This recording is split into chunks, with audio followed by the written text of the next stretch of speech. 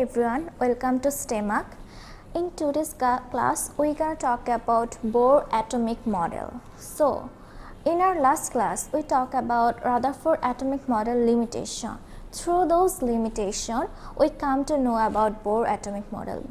In our Rutherford atomic model limitation, we know about that he told that in those electrons going around those atoms, those nucleus, but he did not talk about those where those electrons are going around. So in Bohr atomic model, he actually talk about those where those electrons are moving. So here today we're gonna learn about this topic.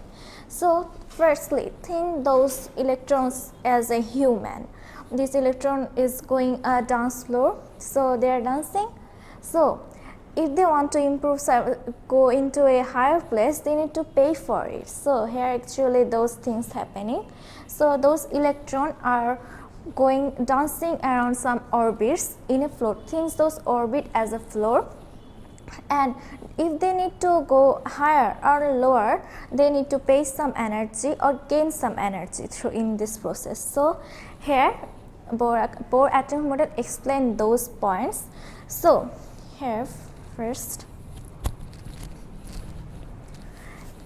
this is the atomic model Bohr represent. In the center we can see nucleus, which is content of proton and neutron, and here those orbits contain electrons, and one orbit contain one type of energy, and it can't easily go to the another. Just that electron can stay into that orbit. That never gonna happen. So here he come to this point.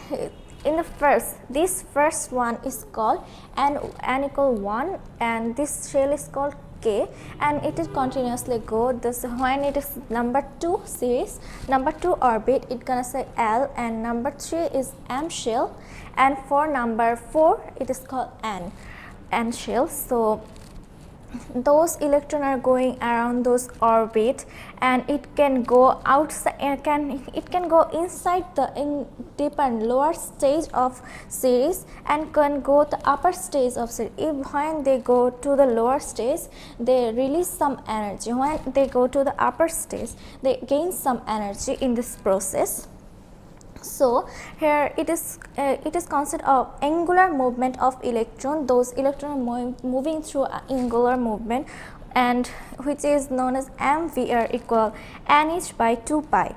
And what are those what are those word means? So the m means mass of electron overall mass is contains in m, and it is going as they are moving, it contain of velocity. So v means velocity, and r is the radius of the orbit, the overall radius of the orbit, and h is a Planck constant, and for pi is 3.1416. This means angular movement of electron, how this electron is moving through the orbit, and this number is come from Bohr atomic model, this constant. So when they are moving upside and down, or even downside, so they release some energy, and about that energy that can explain in Rutherford model. Here he explained that if the electron move to the n shell, n equal 1 K shell, so that gonna produce a Lyman series, which is ultraviolet ray, and then if it gonna move to the second shell, or if the from 1 or if from the 3, so it gonna show the Balmer series, and then if it gonna move to the M shell, it gonna Pestan series, and if it gonna move to the N shell, then n equal 4, it gonna consider bracket series, and the last n equal 5, which is constant of P Font series. So here is the light, here is the wavelength of his explanation, how whenever the light is emitted, and those different series had different colors of lights. So from this he come up with the formula, which is named wavelength formula, where 1 by lambda equal RH it's a Rydberg constant, and here 1 by NF, here is the final from where the electrons gonna go, if if the electron move to the 2 to 1, so the F equal gonna be 1, and Ni means initial stage. From where? If it moved from 1 to 2, so what is the initial state? Is 1. So here Ni equal gonna be 1 in that case. So he explained overall. See, he works on the limitation Rutherford phase in his model, and he work on this overall project here, which he come up with a conclusion: quantized electron orbital. Why quantized electron orbital? It never can be n equal 1.5, 1.7. It need to be n equal 1. It's just like you are going through a stairs, you can move on the in between the stairs, they need to go through the second stairs. It can be 1.5 stairs. So here it is. It's just like that. You are watching Harry Potter movie, so in that you gonna be need to be 1/3 station. You can be 9.26 station or 9.76 station. This is how explains the quantized electron orbital, which gonna be whole number.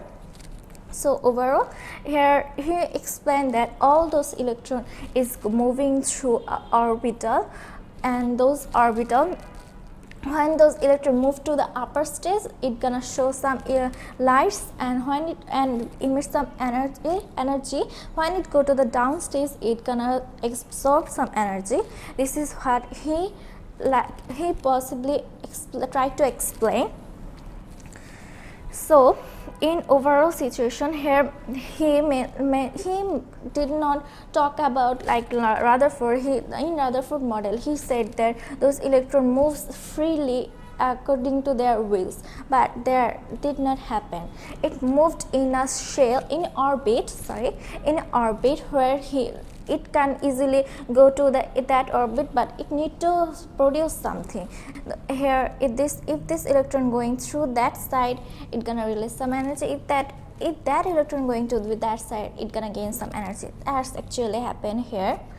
So in overall process, actually Bohr atomic model explained that electrons are moving through a path which cannot be which is not moving like their will. If they need to go through upper stage, they need to release some energy. If they need to go to the lower stage, they need to gain some energy, and that's the case is happening here.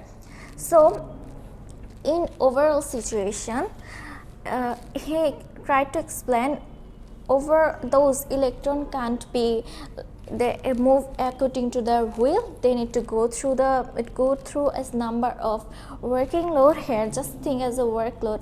If you need to go up the stair, when you move to go upstairs, you feel tired a little bit. When you move to the downstairs, you feel like you are just in not that much of energy losing. You can just go easily. That case happen in overall process. So that's it for today. Thank you. See you in the next class.